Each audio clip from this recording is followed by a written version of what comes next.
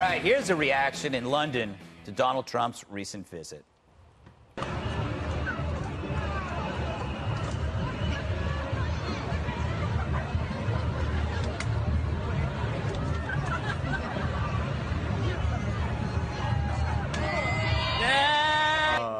I could watch that forever. Those are some seriously fit protesters. They couldn't punch their way through a cat's sneeze. So here's more.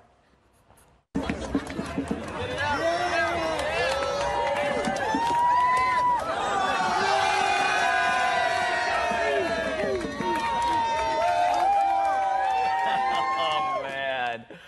No wonder they're worried about America leaving NATO. Now, you can learn a lot from a protest.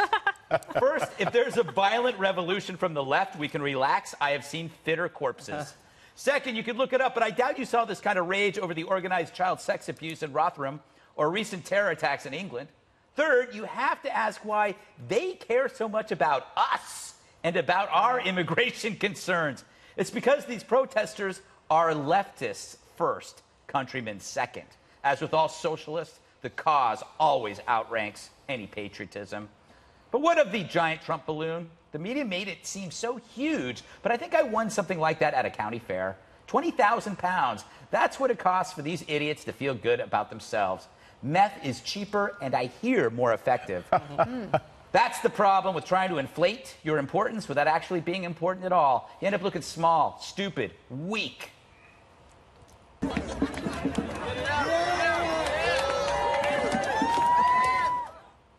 Looked like a close match. So Trump landed on that island. It became the only thing anybody talked about. He made Sacha Baron Cohen look like Mr. Rogers. Did you even realize Wimbledon was won? And then he left. Yep, he came out of the sky, scared the natives, met the Queen. Now he's gone. And they're all saying, did you see that? In other words, Trump went to Britain, but all you got was that lousy balloon. So, Geraldo, the blimp wasn't for Trump. It was for people who hate Trump. It was their therapy pet. That looked like the follow-up to Revenge of the Nerds, didn't it? Someone should tell me he hits like a girl, but you can't say that anymore. No, you can't. No, you can't say that. There are some girls who can hit. Have you watched the MMA recently? My God, yes. You know, the thing about Trump's unpopularity, it is visceral. Yes. And you see it in our country most vividly.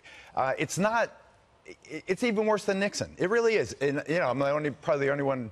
definitely the only one old enough to know that firsthand, but there's a kind of metastasized hatred that is explosive in many ways, and I think the normally passive, polite Brits showed the same kind of reaction that half the American electorate feels. So he just generates really caustic response. But, you know, I notice, Dana, it's often very childish, and that's okay. You can protest but I've talked to you this about when I lived in London during Katrina, people in pubs would come in and just rail again. I mean, they were vicious about Bush. They hated Bush. They hate everybody. That's on the right. That's on the right. And I've never understood why they care so much about who our leader is anyway, because we don't care about that. It might be like some deep-seated thing of like we beat them so many years ago. Yeah. But also, the other thing is, whoever the president of the United States is, he is the leader of the free world. And there is power in that, and they have this former glory, right? They used to, the sun never set on the British Empire, but it sets pretty early now. Now the balloon blocks the sun, Jesse. And the balloon people might be on Water's World this weekend. Oh, so really? Stay tuned. Really? We're making a very hard effort to book them.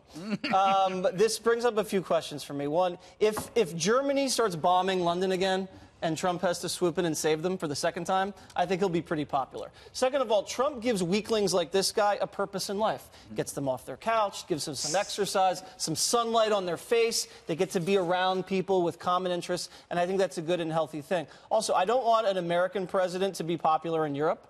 I'm suspicious of that. Obama was popular because he went over there and he kissed their you-know-what, and he acceded to all of their wishes, signed all their little treaties, and that's okay. But Trump wants to represent Michigan, not Britain, and that's fine.